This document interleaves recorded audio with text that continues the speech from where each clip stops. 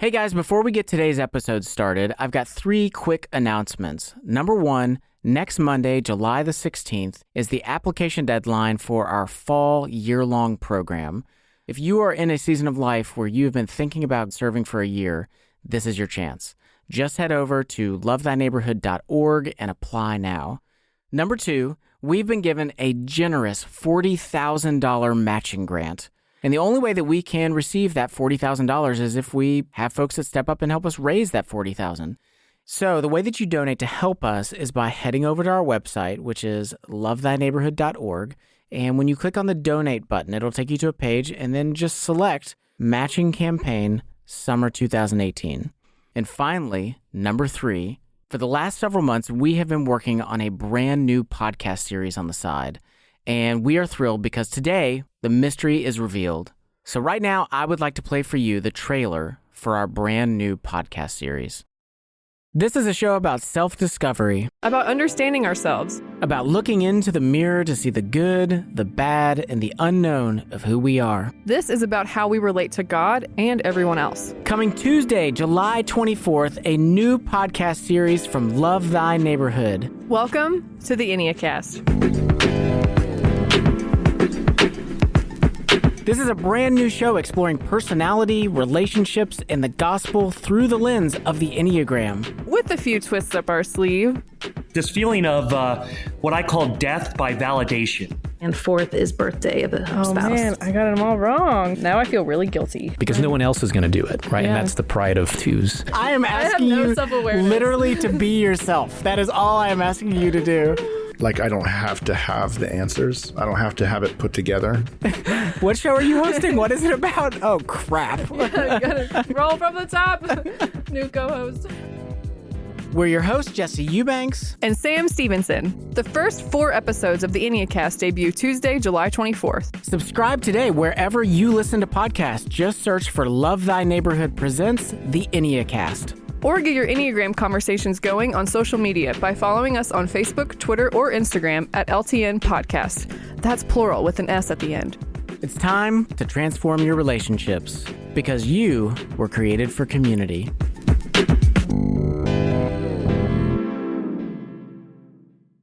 Okay, so make sure that you go and subscribe to the EnneaCast now. We are so thrilled it comes out on July the 24th. Okay, let's get to the episode. This episode contains mature content that may not be suitable for young listeners. Content may be an emotional trigger for victims of abuse. Listener discretion is advised. Some names in today's story have been changed to protect identity, including all names of children. So I always like to say that normal life is like a slow cooker, but your time serving with Love Thy Neighborhood, it's like a pressure cooker. You just experience so much in such a little amount of time. And because of this highly pressurized experience, adjusting back to normal life can be tricky. Yeah, and that was certainly true for Layla Morris. So Layla served with Love Thy Neighborhood for a year, and then after her time of service, she moved back to her hometown. But life back at home, it seemed to be missing something. So when I first came back from my time with LTN, I felt really lost. I felt like I had heard God's voice clearly tell me to come to Louisville to serve at LTN. And then leaving LTN, I didn't feel like I heard a clear voice. So Layla wasn't sure what direction she should take her life now. I mean, she just had this amazing experience of a year of social action and intentional Christian community. And she's like, now what? And it seemed like God wasn't really giving her any answers until one night. I was waitressing, and my table, one of the guys was a pastor, and he thought he should pray for me. So Layla's serving this table at this restaurant. One of the guys at the table is a pastor, and he's like, hey, can I pray for you? And Layla's never met this guy in her life, but she doesn't want to be rude, so she's like, okay, sure. And so when he prayed for me after, he just spoke to me and was like, I feel like there's something you're supposed to be doing, but you're not because you're afraid. And so at first, Layla has no clue what to make of this. She has no idea what this pastor is talking about. But she also kind of agrees with him. She feels like there's something in life she's supposed to be doing. She just didn't know what it was. That night, I went home and I was thinking really hard, a little too hard, and nothing came to me. But then after a good night's sleep, she had it. But the next morning, when I woke up, it was like, boom, bam, like foster care, like foster. And I was thinking like, no, this is crazy. You're listening to the Love Thy Neighborhood podcast. I'm Jesse Eubanks. And I'm Rachel Zabo. Every episode, we hear stories of social justice and Christian community. Today's episode is where the gospel meets foster care. We're telling the story of Layla, a single woman in her mid-20s who answered the call to be a foster parent. But for Layla, the fostering experience, it didn't end up being quite what she expected. Welcome to our corner of the urban universe.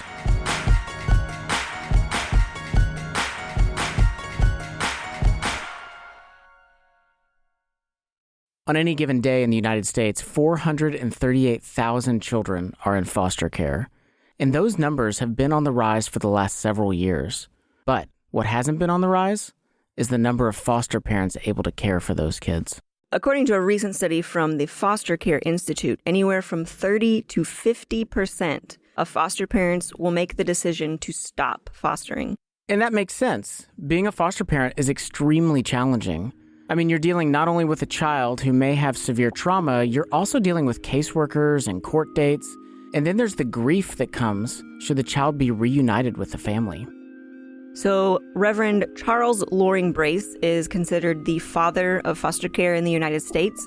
And he said this: "When a child of the streets stands before you in rags with a tear-stained face, you cannot easily forget him. And yet, you are perplexed what to do. The human soul is difficult to interfere with. You hesitate how far you should go." And it's good to know your limitations, what you can and cannot handle. And for Layla, she's in her mid-20s, she's single, she's still establishing her career. Nothing about her life circumstances say you could handle being a foster parent. Yeah, but for Layla, it's not so much about circumstances. For her, it's more about what God has to say. In the book of James, chapter 1, James is urging Christians to not just be hearers of God's word, but doers as well. That we cannot truly hear God and then go about our life unchanged. And he ends this section with these words: "Religion that is pure and undefiled before God the Father is this, to visit orphans and widows in their affliction, and to keep oneself unstained from the world." And this is what Layla believed and why she wanted to become a foster parent. And just to be clear, that morning when she woke up and she was like, boom, bam, foster care, that thought didn't just come out of left field. Like, fostering was something she had already been planning to do. She was just planning to do it much later in life. I had like a whole boxed image of how like I wanted it to be. Like I wanted to be married. I wanted to be secure in like finances and my home. Like I wanted to have my own biological kids first. Like that's how I thought it should go. And for some people, that is how it goes. You're married, you have your own kids, and then you start fostering. But for Layla, she thought fostering was something she should do now, like right now, which kind of didn't make a whole lot of sense. And that's why, like, when it kept coming to mind, I felt like, no, it's got to be all wrong because this is not the way it's supposed to be. It's kind of like a phone, like when you don't want to answer the phone because you don't want to hear what's on the other side, but it's ringing. So all throughout the day, this thought persisted in her mind. Foster care, you should foster. Just call the agency.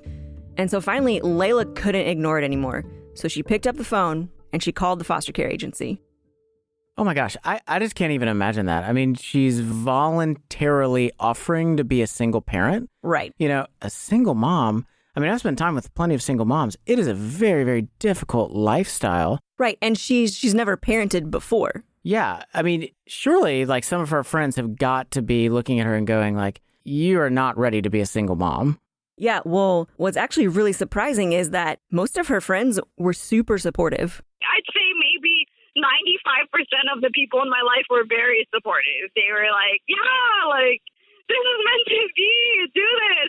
And so with the support of her community, Layla begins the process of becoming a licensed foster parent. Okay, so let me jump in for a second here. For folks who aren't familiar with the foster care system, I think it's important to know the process of becoming a foster parent. Now, it can vary from state to state, but it's basically a 5-step process. So the first two steps are basically both about paperwork. Step 1 is about basic information. You know, your name, where you live, where you work. It's all simple. But step 2, they're digging into things like your finances, your family history, your hobbies. I mean, you even have to describe people that you interact with on a regular basis. So imagine just having to take everything about your life and put it on paper. That is step 2. Okay, so then step 3, after all the paperwork, you attend a training class. And depending on who you're working with, if you're going through the state or an agency, these classes can last anywhere from 4 to 12 weeks. And you learn things like what to expect, common behaviors in foster kids, how to deal with trauma. And after you pass the class, you move to step 4, and that's the home study. Okay, so this is the part of the process that I hear a lot about. You know, a lot of times I hear people saying like, oh, please pray for us. We're having our home study. Well, and that's because the home study just determines a lot. I mean, not only do you finally talk with one of the social workers face to face, this is where they really pay attention to what you can handle, what age range, if you have ethnic preference, religious preference, if you can accommodate a kid with special needs. And of course, they're also making sure that your environment is actually clean and kid-friendly. So then, after the paperwork and the classes and the home study, you finally arrive at step 5, where the state officially issues you a license to be a foster parent. And after that, you wait. I mean, sometimes you can end up waiting months before you get placed with a child. Which that's probably a good thing, right? Like it gives you some time to mentally prepare for having new kids in your home. Well, yeah, I mean, if you think about when a woman gets pregnant, I mean, she's got 9 months to prepare herself for having a kid in her home. Yeah, well, here's the thing, though, is Layla actually didn't have much time to prepare because she got her first placement just 3 days after receiving her license. Oh, my gosh. 3 days? Yep. That's like no time to prepare at all. Exactly. So just like that, Layla's now the foster parent of not just one, but actually 2 kids. A boy who's in 3rd grade and his preschool-age sister. The driver came, dropped him and sister off at my house, signed a few papers that showed that I could bring them to school and that I could bring them to the doctor, that I was now the foster parent, and then another paper for each of them that said that they were medically cleared. Gave me the papers, brought in all their stuff, and drove away. And that was it. Whoa, that's incredible. I mean, that's just so fast. You know, your own biological kids, like, you've raised them from being a baby where you've known them and you know like what they like and what they don't like, what sets them off, like all those things. Like I didn't know it. Like I didn't have anything to pull from. I only have 2 pieces of paper for each of them that don't tell me much. Despite, you know, not knowing anything about these kids, I mean, this is still kind of an exciting moment for Layla because, you know, she's felt like God has called her to be a foster parent. She's been obedient to that call. She's gone through the process. She's gotten her license. And so now she was able to be a safe environment for these kids right when they needed somebody, which was huge, especially since the boy was labeled as having behavioral special needs, which Layla had said in her home study that she could handle. I said that I would accept special needs because I had taught special ed class for 1 year at an elementary school. And so I felt confident that I could at least take low needs, special needs. But within just the first hour of these kids being in her home, Layla realizes there must have been some kind of mistake. And when they first came, I soon realized that the older child was more needy than they had known.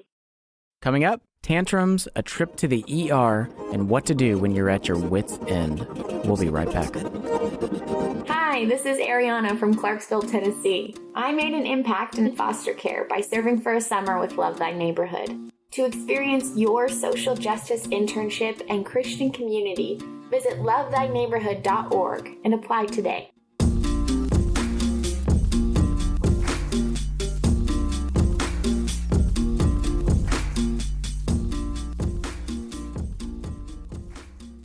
You're listening to the Love Thy Neighborhood podcast. I'm Jesse Eubanks. And I'm Rachel Zabo. Today's episode is Where the Gospel Meets Foster Care. Today we're telling the story of Layla. She's in her mid-20s, and she has just become a single parent for 2 foster kids, which in and of itself is just a daunting task. But then on top of that, she finds out that the older one, whose name is Trent, who is supposed to have minor behavioral special needs, well, she finds out his needs are not exactly minor.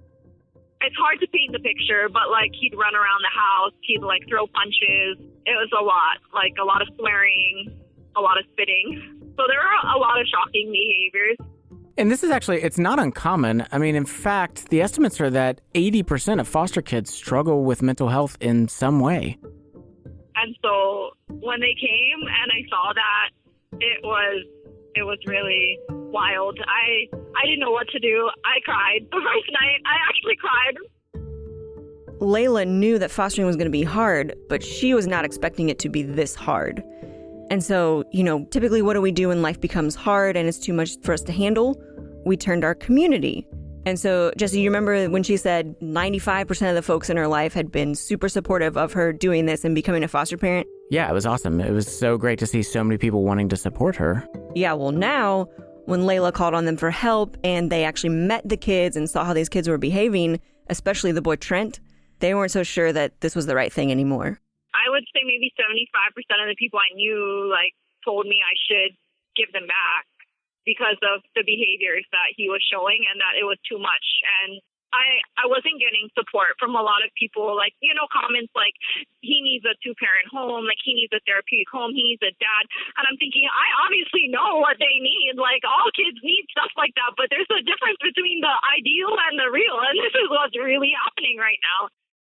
Layla knew her situation wasn't ideal, but ideal or not, Layla needed help.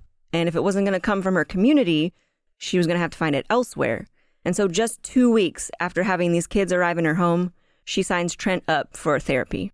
We were going to go to a therapy session, and I was so excited because I thought that this was going to help us. And I guess I was looking forward to it because I thought, now we're going to get the support that we need. But even the therapy ended up being less than ideal. So I brought him to the therapy session, and he basically just flipped out. Things were everywhere. People were everywhere. My keys went missing. My car keys. It was crazy. Yeah, he was running around the place. He was violent. The words he said were violent. And it seemed like he was a danger to himself. And the therapist was saying that, in her opinion, he was out of control, and she felt that when kids are beyond parent control, then they can be admitted to the ER, and then from there they would go to a treatment center. And so Layla has to make this decision really fast. She can either admit Trent to the ER to help him calm down, or she could somehow try to get him back home. A lot of people are talking to you and saying, what are you going to do? And, the social worker is not there, and no one's there, but it comes down to, me being the foster parent. I have to decide, what's going to happen. And so what did she decide to do? She signs the paperwork, and so Trent is taken to the ER, and from the ER, he's put in a treatment center. Wow. I just could not imagine having to make that kind of decision. Right. I mean, you are now responsible for this human being who you don't know very well and who also isn't able to conduct himself in a socially acceptable manner. And it's what are you going to do? Yeah. I'm also wondering, what about the therapy session made him flip out like that? Yeah. Okay. So I asked Layla if she was able to better describe some of the behavioral needs that Trent had and why he was acting this way. But for safety reasons, she said she wasn't able to elaborate any more than that. Well, okay. So let me jump in for a second then. In order to actually better understand foster child behavior, let's leave Layla and Trent at the treatment center for a second and actually go to another treatment center. These are kids that have been really abused growing up and have been through it and then traumatized. And because of that trauma, they end up acting out. So this is Will Pratt, and Will, like Layla, he's also an alumni of Love That Neighborhood, and he works with foster kids every day. And so I work with those kids that very physically aggressive, verbally aggressive. They can struggle with sexually acting out, also suicidal, homicidal ideation, really intense behaviors. Okay, so the place where Will works, it's a psychiatric residential treatment facility here in Louisville. So after a kid like Trent is admitted to the hospital, he will then go to a treatment center like this one, and Will says about half the kids that he works with, they come from the foster care system. Some of the kids come to us with foster families and then had to leave their foster families and are no longer able to go back to their foster families because of how much they've struggled. So I asked Will if he had any kids at the center that are like that now, who weren't able to go back to be with their foster families yet because their behavior's so dangerous. And without hesitation, he told me about a 12-year-old boy named James. James hated me when he first got there. Like, every time he was upset, he would target me. Really physically aggressive. He was trying to punch at me. He was trying to he defecates on himself. Kids who typically do that have a history of sexual abuse or sexual trauma, and they use that as a defense mechanism. And then he'll start throwing his poop at you, basically. And the littlest thing could set him off. Like, for instance, this past week, I asked him to fold his pants, and then he threw a fit and started crying and sobbing on the floor. So the reality for a foster kid is that they don't feel like they can trust anyone. I mean, either they've been abused or neglected, maybe bounced from home to home. They can be coming from some very dark pasts, and they're just kids. And they don't have the emotional maturity to express their feelings in a healthy way, and so they get violent and they act out. And so as part of Will's job, they practice what's known as SCM, which stands for Safe Crisis Management. It's a set of approved physical restraints, and they'll hold the children in these restraints as a means to de-escalate the situation and calm them down, to keep everybody safe, including the kid. And recently, James had a day where he was so out of control that he kept having to be restrained repeatedly. One time, I remember maybe 2 months ago, I went through 4 different restraints with him in the course of 3 hours one day. He was being violent. He was throwing stuff. He was punching at us. He was trying to strip naked and throw his poop at us. And we would have to do restraints for 20 to 30 minutes while this kid is screaming and crying. And he would just scream, "Break me, break me, break me." By the 4th restraint, not only was he screaming, "Break me, break me," he was screaming, "I want to die like my mother. I want to kill myself like my mother." I had to be switched out. He calmed down for a minute, and I had to go to the office, and I had to take some self-time and cry a little bit just to process through that, because I love this kid so much. But what he's been through in his trauma and what he struggled with, he doesn't believe that anybody cares about him. He doesn't believe that anybody is fighting for him. Oh my gosh, that's awful. I mean, when I think about a foster kid, typically I just think oh, these are kids that just need a little love. And while that's true, they do need to be shown what love is. They've just got layers and layers of trauma that, it's not going to be undone overnight. Well, in Scripture, in the book of James, chapter 1, we're told to visit the orphans and visit the widows in their distress. And we conjure up Facebook profile images of holding sweet babies in our arms because we like our Christianity sanitized. We like the big, victorious ending to everything. When the reality is that orphans, because of what they've experienced, they're likely going to be relationally and emotionally damaged. And we're called to visit them, to step into their damaged world. And that just means this is going to get messy. Yeah, and when things get messy, our initial reaction is to just step out, to get away from it. And so going back to Layla's story, Trent is in the treatment center, and every day Layla's going to visit him. And the staff at the treatment center are actually asking Layla what she wants to do, because one of the options on the table for her is to actually leave Trent at the center and not come back. There's a clear and acceptable path for her to step out of this mess. Quite a few people too, when he was in the treatment center, asked me what are you going to do now, because I could leave him there. In my own humanness, every day I thought of that. I thought of what if I just don't come back, or tell them that I can't do this anymore, because it was overwhelming to me. But then I realized, but this is overwhelming to him. And how sad is it when you're at your lowest point, that because everyone else is overwhelmed, that we walk away. And so after a week, Trent is discharged from the treatment facility, and Layla decides to bring him home to continue to be a foster family. And I just want to say this, we are not wanting to pass judgment on any foster parents who have been in similar situations and have chosen to give their children back. Each situation, it is just unique, and none of us can really say what we would or would not do. Some of you have just been in impossibly difficult no-win situations and have had to make some very difficult decisions. And we just want to extend compassion, not condemnation. There's a way like the textbooks would say to do it, or like there's sound advice that people could give, or like you would think you would do in a situation that's of that nature, but we really don't know until we're in it. It gave me a deeper compassion for the people who do have to make a choice and do choose to walk away too, because there's no easy decisions to make. So at the time of our interview, Layla had been taking care of Trent and his sister for 6 weeks. And the hope is that Trent and his sister can be reunited with a family member. But the reality is there's just no telling how long that process is going to take. And so the real question is, does this make any difference? Sacrificing your life for a foster kid, sticking with them, trying to love them, does any of that really change them in the end? Well, to find out, we talked to this gentleman. Someone was asking me about, what's your deal? And I'm like, I was a foster kid. And they're like, what do you mean you're a foster kid? What? Stay with us. Hi, this is Annie from Ellsworth, Kansas. I made an impact in foster care by serving for a year with Love Thy Neighborhood. To experience your social justice internship and Christian community, visit lovethyneighborhood.org and apply today.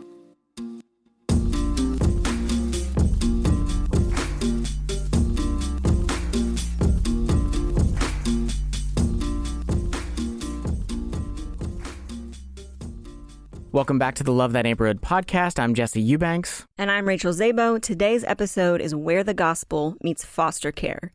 So far, we've heard from Layla and Will about the real struggles of caring for foster kids. And so we wanted to know, is this struggle worth it? Does having to hold a kid like James in a restraint for 30 minutes or taking a kid like Trent to a therapy session that just blows up in your face, does any of this make any difference in the lives of these kids? And to answer that, we asked someone who grew up in the foster care system, and his name is Jim Shields. My mom was never abusive. She, in the sense that she would hit us or strike us, but it was just a neglect. The house was, you just imagine a hoarder with 4 children, laundry, dirty laundry everywhere, cats. There was just always cats and not well maintained. So there was always, it smelled bad. It was dirty. We would go to school, we would literally have cat feces on our clothes. And you were so, I guess, numbed by it that you didn't even notice it until you got to school and got teased about it. So it was just a very dirty environment. And while his mom wasn't abusive, Jim had other family members who were. So my earliest memory was being sexually abused in a pickup truck. I was preschool age. And then it happened, repeatedly until, throughout preschool. And then when his mom got married, Jim's stepdad, he was also abusive. The abuse started with him, the physical abuse. Being the oldest, I sort of took the brunt of it because he would look to me to be the quote unquote man of the house when he wasn't there. And so around 8 years old, Jim is basically taking care of the house, watching his siblings, doing all the dishes, making all the meals. A lot of cooking, a lot of cleaning, a lot of, and it obviously at some point you got to do some schoolwork in there too. And we were sort of a Lord of the Flies environment with, 4 kids, So people talking about, the best shoes and a cool jacket and great music. And I'm like, it's cool that I get to eat today. And it's cool that I didn't get the crap kicked out of me by the people that are supposed to be caring for me. And as Jim grew older, he started becoming aware of his circumstances and his reality. And he no longer wanted anything to do with it. It was like when I turned like 14, 15, I was really cognizant of what was happening. I was more mature than most of the adults I knew at that point. All of the men that were in my life had been, with very few exceptions, were, using or abusing me in some way. And I just said, that's not going to happen anymore. If it kills me and it knocks me out or gets me killed, I'm not letting another person put their hands on me. And so Jim ran away from home. Eventually the cops found him. And once the situation at home was assessed, Jim was taken before a family court judge. I do remember the judge asking me, do you want to go to a group home or do you want to go to a foster home would be like a family? Well, I didn't know what family meant, but I knew that in the group home, it was more like it felt like a jail, it'd be hard to escape. But if I was in a house, now that I can run away from. So I remember thinking, yeah, put me in a foster home, dummy. The first chance I get, I'm out. So Jim was placed in his very first foster home, and this foster home was on a farm. was a steer farm, and they were looking for young boys who were, between the ages of 12 and 15 that really were strong enough to do the labor, but not really savvy enough to understand that they were really using the system. And, it took me about a week to sort of figure out what their game was. And one day the father laid a hand on Jim, and you remember that was something that he vowed would never happen again. And he sat on my chest and hit me in the face. And I looked him in the eyes, and I told him, I know where your guns are at, and I'm going to kill you. And I meant it. It was that commitment that I'd made to myself, never to let another person abuse me or touch me. I never want to hurt any other human being, but I'm not willing to be hurt.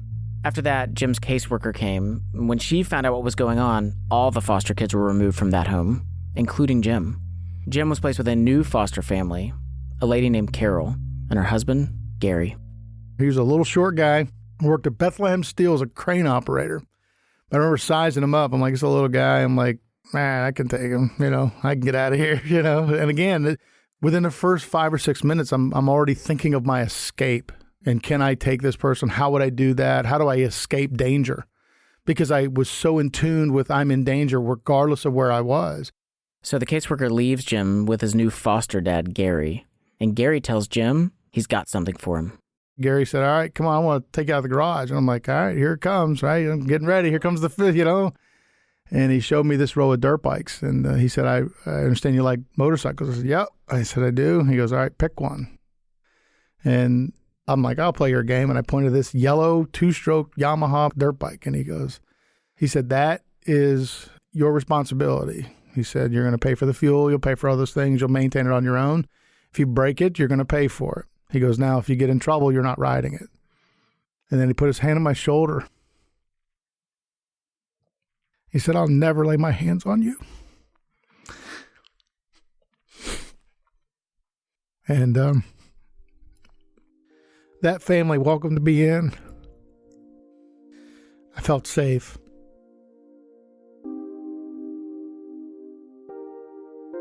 Jim stayed with Gary and Carol until he turned 18. At 18, you age out of the foster care system, which means the state no longer compensates the foster parents.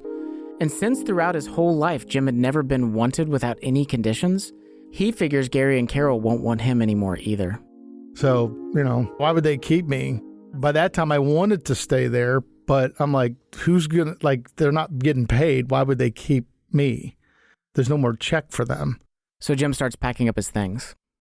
That night, Gary and Carol pulled me to the kitchen table and they said, why do you want to leave? I said, I don't want to leave. I said, but state's going to quit paying. They're like, Jimmy, you're part of the family. We don't have you here for the check. We love you. That changed me. I don't want to say my mom didn't love me. She didn't know how to do that.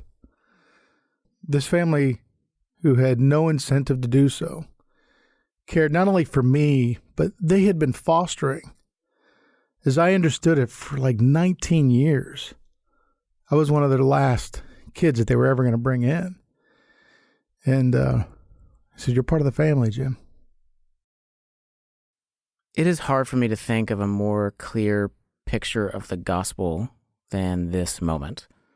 Here's Jim, who is broken and wounded and hurt and feels terrified by all the people around him.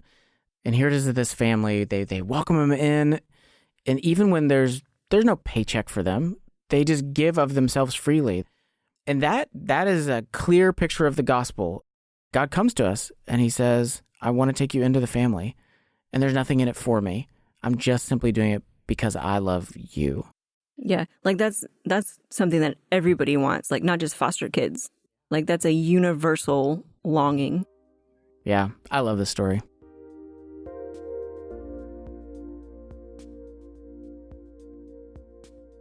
But here's the reality. Even though being loved by Gary and Carol had changed him, that doesn't mean that the rest of Jim's story is perfect. So in fact, shortly after having that conversation with them in the kitchen, Jim actually did this surprising thing. He left. I ran away that summer. Literally snuck out the window in the middle of the night. And I remember them calling me and go, Jim, we want you back. There's no money. They just want to take care of me. But I ran away. And it became very uncomfortable to be loved. And I didn't know what was going on at the time. I was just like, I didn't know how to deal with this new thing. I didn't know how to be loved. So when Jim ran away, he actually ran away to try to reconnect with his mom, but that did not work out. So Jim actually ended up joining the Navy. And fast forward through time, Jim now actually has a family of his own, and he's got a great job. And when people find out that he's a foster care kid, a lot of folks just can't believe it. They're shocked because Jim defies a lot of the stereotypes of foster care kids. He didn't end up going to prison. He's pretty emotionally healthy. And that investment that Gary and Carol, his foster parents, made in his life, that love that they showed to him, it has stayed with him. Something else that Jim does is he volunteers with an organization called Orphan Care Alliance, where he shares his story in order to be a mouthpiece for other kids that are in the foster care system. And he wants to see kids impacted in the same way that he was. And I'm going to mess it up, but Reagan said that we can't do something for everyone, but everyone can do something for someone.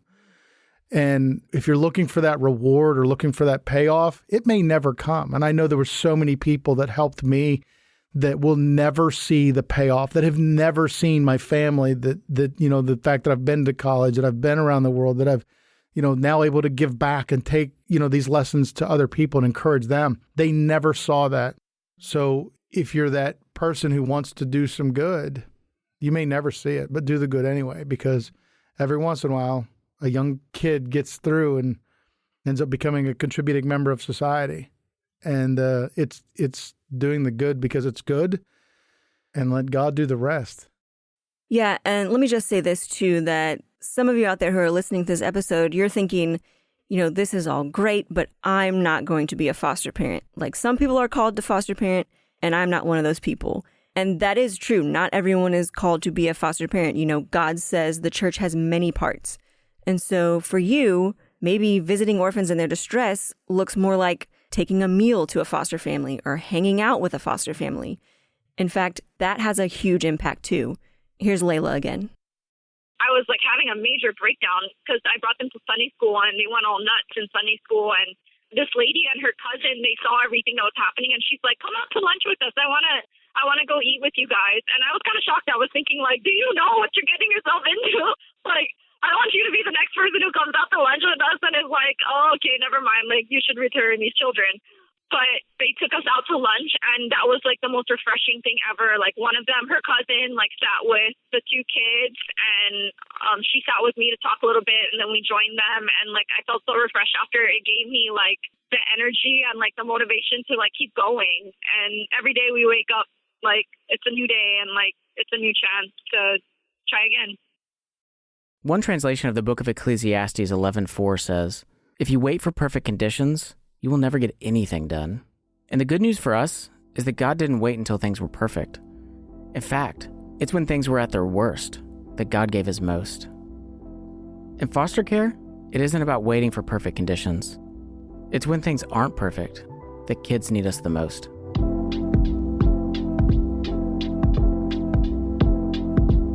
To learn more about becoming a foster parent, visit our resource section. There you'll find a link to Kentucky's child placing agencies. For other ways to get involved, visit Orphan Care Alliance at orphancarealliance.org. You can find all these links as well as past episodes of this podcast by visiting lovethyneighborhood.org/podcast. Coming up on the next episode of the Love Thy Neighborhood podcast. Well, actually, we don't know, but we have a bunch of stories that we're working on. So we got 5 more episodes that are going to be coming your way this fall. So season 2, it's going to resume in just a couple of months. But in the meantime, if you're looking for something else to listen to, check out our new show, Love Thy Neighborhood Presents The Enneacast. It debuts just 2 weeks from now on July 24th. To listen, you'll need to subscribe to that show separately, and we'll be back soon.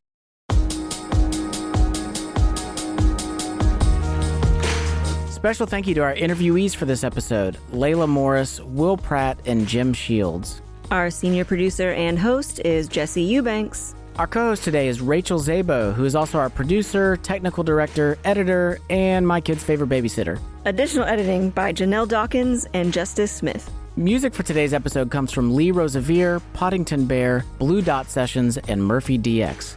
Murphy DX also did our theme music and our commercial music. Apply for your social justice internship supported by Christian Community by visiting lovethyneighborhood.org.